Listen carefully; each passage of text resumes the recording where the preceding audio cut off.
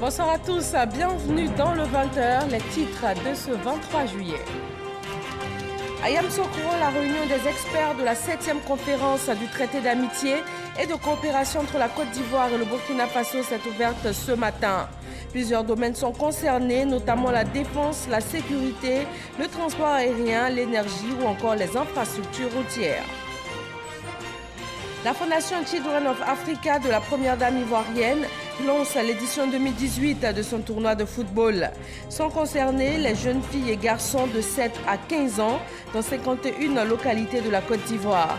Une occupation saine pendant ces vacances scolaires pour des centaines d'enfants. Une cinquantaine de médecins et de pharmaciens ivoiriens sont réunis à Abidjan. Ils travaillent à sécuriser le marché des médicaments du fait que plus de 345 tonnes de médicaments de qualité inférieure ou falsifiés ont été saisis en 2017 avec près de 50 milliards de pertes chaque année pour l'économie ivoirienne. La ville de Strasbourg en France compte de nombreux Ivoiriens. Certains y vont pour des études ou des raisons professionnelles. Et ceux qui s'y sont installés ont réussi à s'intégrer parfaitement dans cette ville au double parfum allemand et français. Vous êtes sur RTI 1, merci de nous suivre encore ce soir. 51 localités de la Côte d'Ivoire vont chausser leurs crampons et vibrer au rythme du ballon rond lors du tournoi de football de la Fondation Children of Africa. La première dame ivoirienne Dominique Ouattara a lancé ce tournoi qui concerne les enfants de 7 à 15 ans et nous y reviendrons au cours de ce journal. Direction maintenant Yamoussoukro pour la réunion des experts de la 7e conférence du traité d'amitié et de coopération entre la Côte d'Ivoire et le Burkina Faso qui s'est ouverte ce matin. Les experts ivoiriens et burkinabés évaluent les accords déjà signés et planchent également sur de nouveaux accords pour ce TAC 2018. Mahama Traoré. D'importantes décisions et recommandations avaient été arrêtées à Ouagadougou lors de la 6e conférence au sommet du traité d'amitié et de coopération Côte d'Ivoire-Burkina Faso. Un an après, il est temps de faire l'état des lieux et voir comment avancer. Une tâche soumise aux experts ivoiriens et burkinabés réunis depuis ce lundi à Yamoussoukro, la capitale politique ivoirienne. Sur la table des dossiers majeurs, notamment l'état d'avancement du projet de construction de l'autoroute Yamoussoukro-Ouagadougou, la réhabilitation du chemin de fer Abidjan-Kaya-Tambao, la coopération dans les domaines politiques, énergétiques, sécuritaires et autres. Nos engagements restent les mêmes, à savoir l'édification de l'axe Yamoussoukro-Ouagadougou à travers le développement de projets intégrateurs, l'amélioration du climat des affaires et la fluidification du trafic entre nos deux corridors, la stimulation du processus d'intégration sous-régionale, ainsi que la promotion du bien-être des peuples burkinabés et ivoiriens. Je suis persuadé qu'à l'issue des 48 heures d'examen et d'échanges fructueux qui vont suivre, sortiront des recommandations pertinentes susceptibles de nous faire avancer dans l'exécution des différentes diligences définies lors du TAC 6. Les conclusions de ces 2 jours de travaux seront soumises en premier ressort au Conseil conjoint de gouvernement qui se tiendra ce jeudi 26 juillet. Elles seront ensuite entérinées lors de la conférence au sommet des chefs d'État prévue ce vendredi. Plus de 345 tonnes de médicaments ont été saisis en 2017 en Côte d'Ivoire. La vente de ces médicaments de qualité inférieure ou falsifiés fait perdre à l'économie ivoirienne près de 50 milliards de francs CFA chaque année. Une cinquantaine de médecins et de pharmaciens travaillent à développer des nouvelles technologies pour la surveillance du marché et aussi pour la lutte contre ces médicaments de qualité inférieure. Didier Nguesson et Serge Coléa. Les médicaments de qualité inférieure et falsifiés prennent de l'ampleur en Côte d'Ivoire.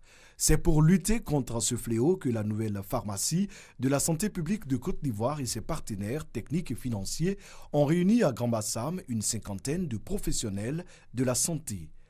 Il s'agit non seulement d'un gaspillage de ressources financières pour nos populations et notre système de santé, mais aussi pour ces produits médicaux de qualité inférieure ou falsifiés, voire entraîner de graves maladies et décès.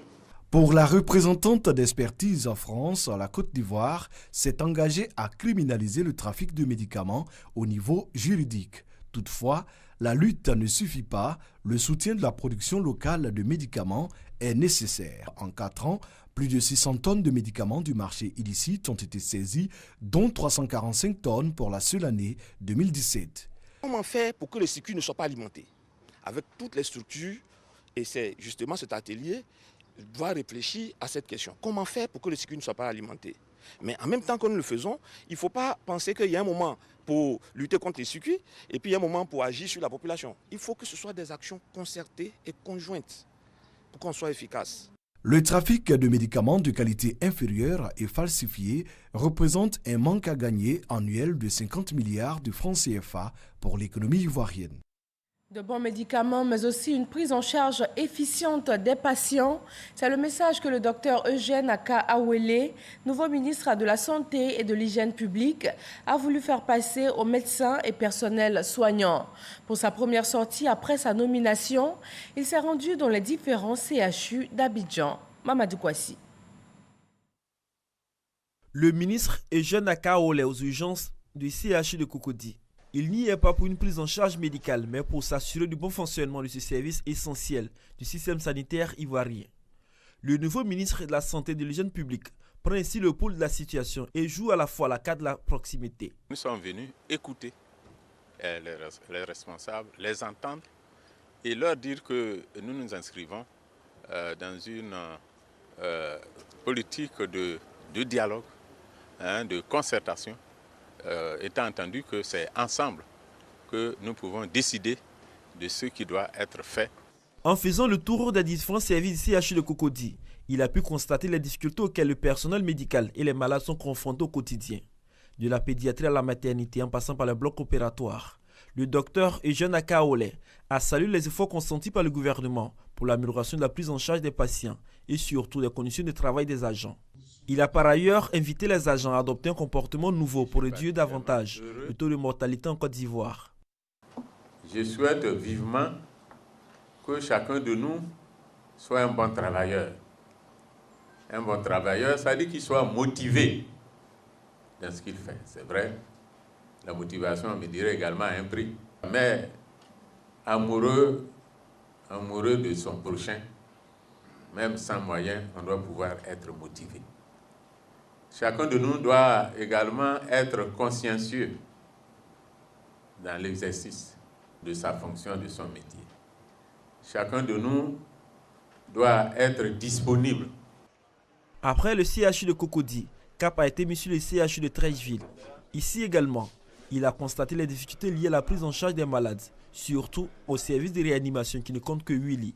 Avant les CHU de Cocody et de Treichville, la délégation du ministre de la Santé et de l'Hygiène publique s'était rendue au CHU de Angré et celui de Yopougon. 1756 élèves policiers ont été présentés au drapeau ce 23 juillet à l'École nationale de police. Après 3 mois de formation, ce sont 172 commissaires dont 11 femmes, 296 officiers dont 148 femmes qui vont regagner les rangs des officiers de police de Côte d'Ivoire.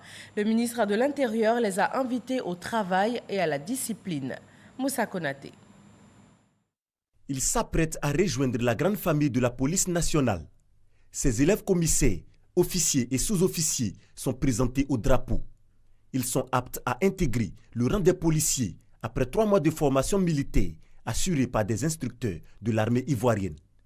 Au cours de votre formation, vous avez été instruits, entre autres, sur la discipline militaire, le maniement des armes, les connaissances techniques et tactiques fondamentales, le dépassement de soi qu'exige l'endurance physique et morale et le sens de l'honneur qui exalte le dévouement à la patrie. C'est la 42e promotion 2018-2020 de l'École nationale de police. Le ministre de l'Intérieur et de la Sécurité invite les recrues à la discipline et au travail. Sachez que seuls les plus méritants, les plus disciplinés, les plus rigoureux intégreront le corps de la police nationale. Je voudrais vous inviter à vous détacher du mauvais travail, à éloigner de vous l'absentéisme, à éloigner de vous l'indiscipline, à éviter les redoublements parce que la conséquence, c'est le renvoi pur et simple. Au total, 1756 élèves policiers présentés ce jour, avec 72 commissaires dont 11 femmes, 296 officiers dont 58 femmes et 1388 sous-officiers dont 146 femmes. La famille des officiers de police s'est donc agrandie ce lundi et dans la même optique de sécurisation des populations, un commissariat de police ouvre ses portes à Boisflé, zone centre-ouest de la Côte d'Ivoire. Cela grâce au projet d'appui au renforcement du dialogue socio-sécuritaire financé par l'UE et mis en œuvre par le PNUD. Le reportage de Ngana Konaté. Bâti sur une superficie de 3744 m², le nouveau commissariat de police de Boisflé comprend un bâtiment principal composé de plusieurs bureaux. La construction et l'équipement d'une valeur de 100 millions de francs CFA est le don de l'Union européenne à travers le PNUD. L'inauguration a été faite par le ministre de l'Intérieur et de la Sécurité qui a, au cours de la cérémonie organisée à cet effet, traduit la reconnaissance du gouvernement ivoirien aux donateurs.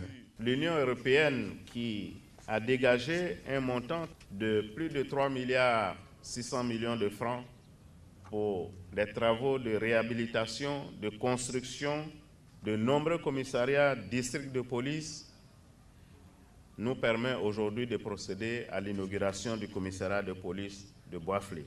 C'est un partenariat qui nous aura été particulièrement profitable et dont nous souhaitons la continuation. Monsieur le directeur pays du PNUD, je voudrais vous demander de transmettre toute notre reconnaissance à votre hiérarchie et également lui dire que de nombreux projets, nous en avons encore et que nous souhaitons que vous continuez de nous accompagner dans ce sens. En plus du bâtiment principal, un bâtiment annexe doté de bureaux est dédié spécialement à l'accueil des victimes de violences basées sur le genre.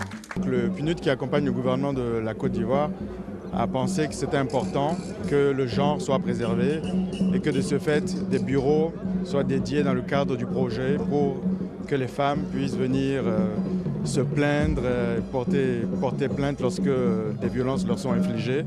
Et c'est dans ce cadre qu'on a prévu 13 bureaux genre sur toute l'étendue du territoire dans le cadre du projet. Boisflé est notre région. Si elle est bien sécurisée, ça veut dire que la Marabout est bien sécurisée. Et donc aujourd'hui, ce que nous venons de voir, c'est un remerciement pour ceux qui nous ont aidés pour le financement. C'est comme ça que la Côte d'Ivoire va aller de l'avant. Pour rappel, la construction et l'équipement de ce commissariat s'inscrit dans le cadre du projet d'appui au renforcement du dialogue socio-sécuritaire. Les corps d'armée de Côte d'Ivoire préparent le défilé militaire du 58e anniversaire de la fête d'indépendance. L'innovation cette année, c'est la participation des armées des pays frères que sont le Mali et le Burkina Faso. Les généraux Lassina Doumbia et Julien Kwame ont insisté sur le port correct de la tenue, les positions des armes sur les poitrines et le respect des distances pour le succès de ce défilé. La ville de Strasbourg, dans le nord-est de la France, a séduit plus d'un Ivoirien. Certains y vont pour du tourisme, quand d'autres y sont pour des études ou des raisons professionnelles. Et ceux qui s'y sont installés ont réussi à s'intégrer parfaitement dans cette ville au parfum allemand et français. La ville des Ivoiriens de Strasbourg, c'est un reportage signé Michel Digré. Strasbourg, capitale de l'Europe. Son centre-ville fait partie du patrimoine de l'UNESCO. Ces sites touristiques attirent chaque année des visiteurs du monde entier. 29 millions ont été enregistrés en 2017. Strasbourg a été, pendant les deux guerres mondiales, une ville convoitée par les deux pays, l'Allemagne et la France. Et tout ce que nous avons vu en traversant le fleuve, le Rhin, et puis les ponts, certes, ils sont vétustes, mais ils ont gardé toute leur beauté d'antan. Donc je pense que c'est une bonne visite. Strasbourg est aussi l'épicentre de rencontres culturelles. La cité vit au rythme de la danse et de la musique. À quelques kilomètres de cette ambiance, nous retrouvons un artiste ivoirien, et non des moindres, Boni Niaouré. Alors, on vous connaît examen à Abidjan. Qu'est-ce que vous faites à Strasbourg? C'est ce que tu vois là. L'artiste n'a rien perdu de son humour. Alors, à Strasbourg, je suis ici toujours, toujours dans les arts de la scène. Et voilà, vous me trouvez aujourd'hui sur mon espace, la Maison des Arts à Lingolsheim, où je suis professeur de musique, de percussion, comme vous l'avez bien vu, des xylophones africains, c'est-à-dire les balafons, les tambours, les djembés, les congas, il y a la batterie, il y a les synthés que vous voyez. L'un des challenges de Boni Yaoré, s'aimer la graine de la rythmique africaine dès le bas âge.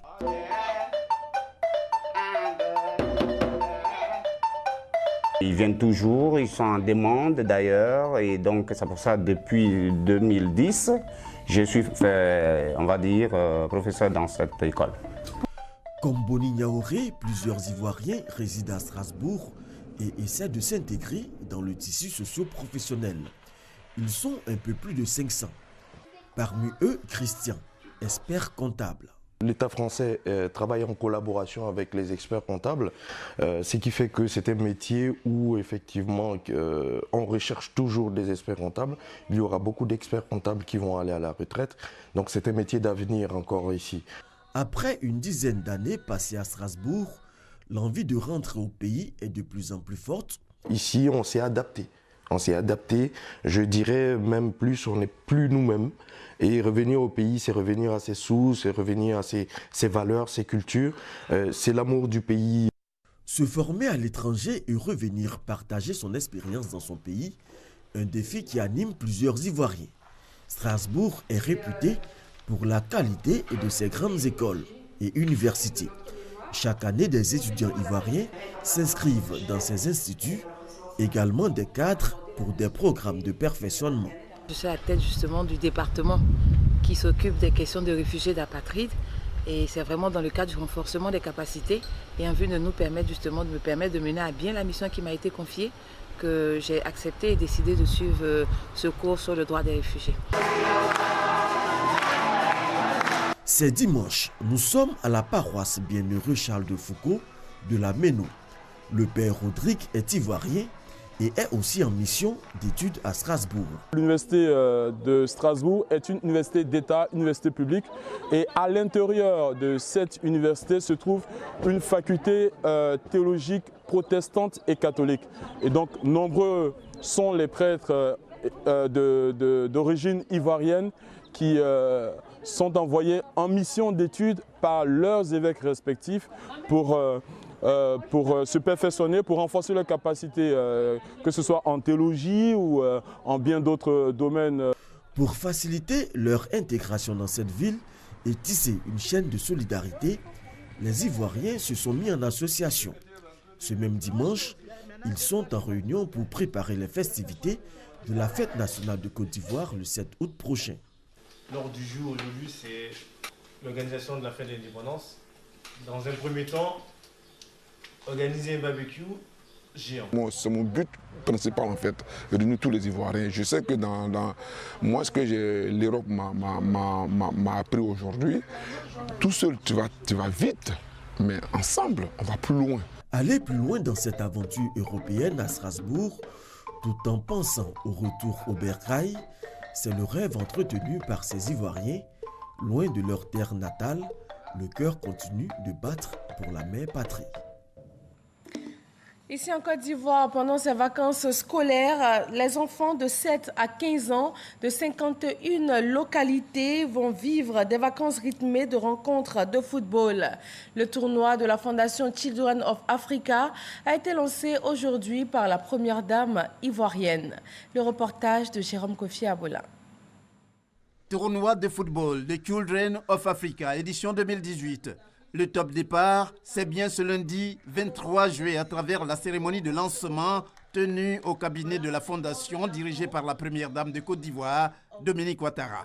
Un tournoi qui met en compétition les enfants, filles et garçons âgés de 7 à 15 ans pour les représentants des compétiteurs, ainsi que les maires des communes chargées de l'organisation de ce tournoi les mots ne suffisent pas pour dire merci à la première dame qui, depuis plus d'une décennie, permet aux Ivoiriens de vivre ces moments sportifs, gage d'union, de cohésion et de paix.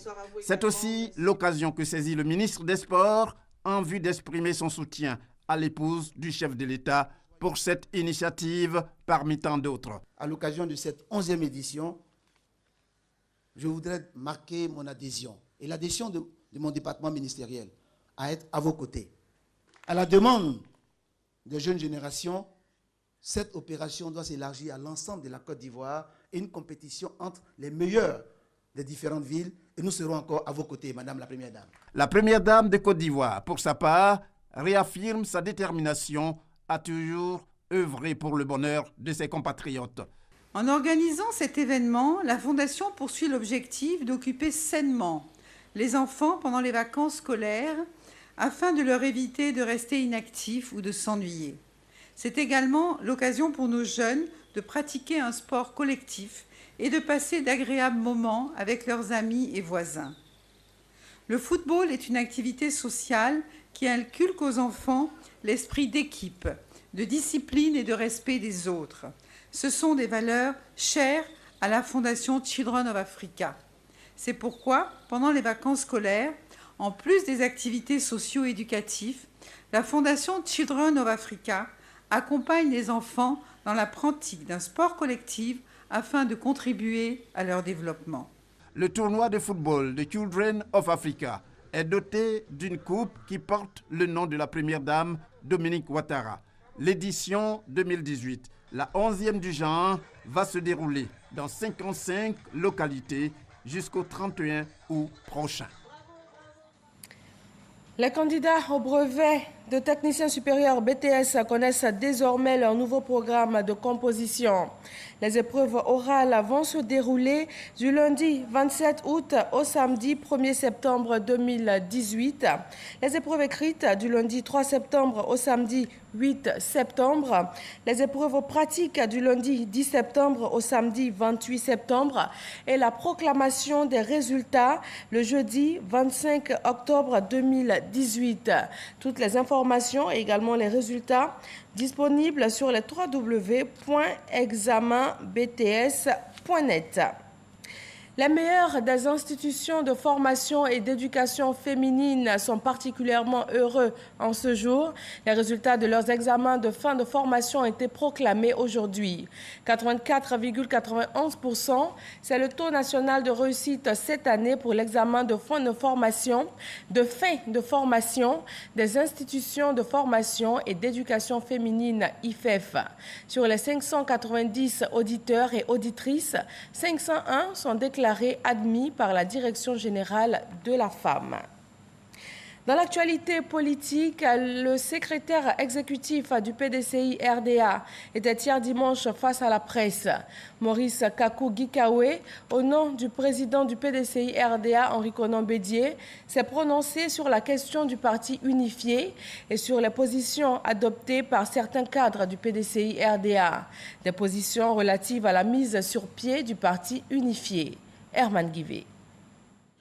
1h30. C'est le temps qu'aura duré cette conférence de presse animée par le secrétaire exécutif du PDCI RDA, Maurice Kakou-Gikawe.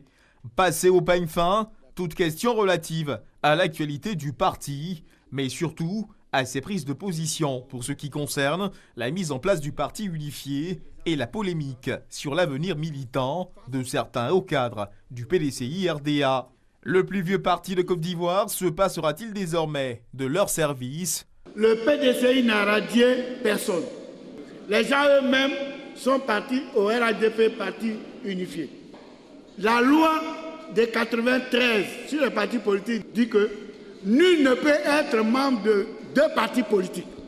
Si ces personnalités du PDCI RDA ne sont pas officiellement exclues du parti, elles ne sont cependant plus autorisées à s'exprimer au nom du PDCI RDA. Pour ce qui concerne les élections locales à venir, le PDCI évoluera-t-il en loup solitaire? Si demain, on dit qu'il y a des élections en groupement politique RADP, le PDCI répond présent comme on a fait jusque-là.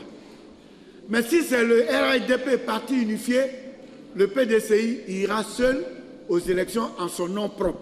Le bureau politique du 17 juin a donné mandat au président du parti de continuer les négociations avec les autres partis membres du RADP. Les partis membres RADP qui étaient dans le groupement, qui sont partis faire leur parti politique RADP unifié, demandent au nouveau président de ce parti de garder les contacts de négociation avec le PDC et le président Bédié.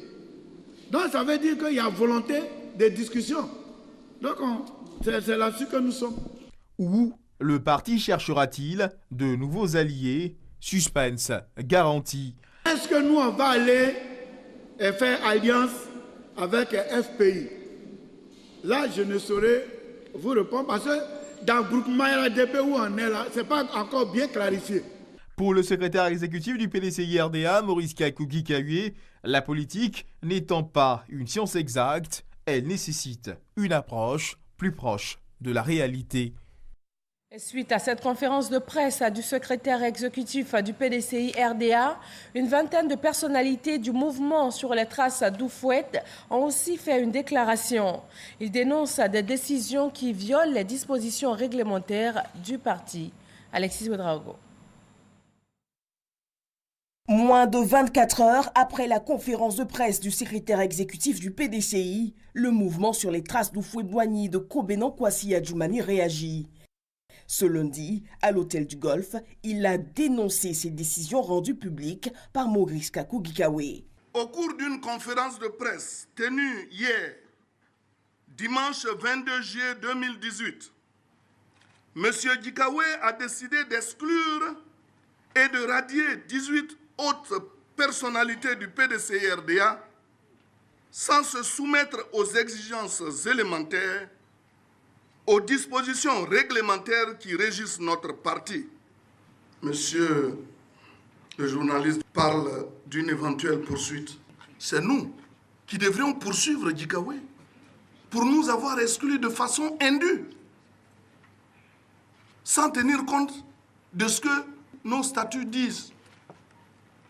Il y a plusieurs étapes qu'il faut franchir pour aboutir à l'exclusion d'un militant d'un parti politique. Pour Kobenon Adjoumani, cette violation des textes du parti est déplorable. Il a tenu à rappeler la vision de ce mouvement PDCI pro-RHDP. Le premier à parler de parti unifié, c'est le président Henri Konan Bédié. Souvent, vous semblez l'oublier. Il faut les laisser travailler à la consolidation de la paix pour ce pays. Et c'est pour ça que nous avons décidé de venir à l'hôtel du Golfe, pour que chacun se souvienne de ce qui s'est passé hier et qu'ensemble nous fassions la paix. Le président exécutif du mouvement appelle les militants du PDCI à la vigilance. L'Assemblée générale constitutive du parti unifié n'a fait que mettre en place les organes provisoires du dit parti. Le processus de création du parti unifié n'est même pas encore achevé. Par conséquent, les seules cartes de militants dont nous disposons pour l'heure sont celles du PDCI-RDA. Et le mouvement entend poursuivre sa marche pour que soit compris l'essence du parti unifié, cap émis le 28 février prochain à Bondoukou, puis les 3 et 4 août dans le Gand, à Ouragayo et Gagnoa. Élection présidentielle au Mali, le président sortant Ibrahim Boubacar Keïta, candidat à sa propre succession, a tenu un meeting à Abidjan avec la communauté malienne vivant en Côte d'Ivoire. À une semaine du scrutin présidentiel annoncé pour le 29 juillet, le candidat Ibrahim Boubacar Keïta est en tournée internationale afin de rencontrer ses compatriotes pour obtenir leur voix. Sidonie Davila. Ibeka aura drainé du monde à Abidjan. Ibrahim Boubacar Keïta, le président du Rassemblement pour le Mali, RPM, est le premier des 24 candidats à faire officiellement campagne en Côte d'Ivoire. Alassane Noumambo, du Palais de la Culture, militants et sympathisants sont venus à l'écoute du président Ibeka, candidat à sa propre succession. Arrivé avec une forte délégation, composée en grande partie de présidents des partis politiques qui soutiennent sa candidature, Ibrahim Boubacar Keïta, s'exprimant en bambara, a demandé de voter pour lui. Ma campagne à l'international a commencé ce dimanche à Bouaké, en Côte d'Ivoire. C'est un symbole qui traduit les rapports qui lient notre pays, le Mali, à celui de la Côte d'Ivoire. Ces relations datent du temps de nos premiers leaders jusqu'à aujourd'hui et même demain. Chers Maliens vivant en Côte d'Ivoire, je vous exhorte à l'union. Mettons-nous ensemble pour réaliser de grands projets de développement pour notre pays. Vous pouvez compter sur moi. À ses partisans, il a également demandé de rester engagés pour la paix et l'union en œuvrant pour des élections apaisées. L'ensemble des sujets abordés réjouissent les électeurs maliens. Je suis venu soutenir Ibeka parce que c'est mon président. Il a fait beaucoup de trucs que j'ai aimés. On le soutient parce que c'est un président. Quand il venait au Mali, on avait tous les problèmes. Au Mali, le pays était coupé plus de 60% dans les mains des rebelles. Aujourd'hui, Dieu merci, le pays unifié. Estimé à plus de 3 millions, les Maliens vivant en Côte d'Ivoire comptent parmi eux 32 000 électeurs à Bouaké et 147 260 à Abidjan. La Côte d'Ivoire est la première étape d'une campagne internationale démarrée depuis ce dimanche et qui conduit le candidat Ibeka au Gabon et au Congo. Et c'est tout pour ce journal. Merci de votre attention. Restez connectés sur les www.rti.ci. Bonsoir à tous.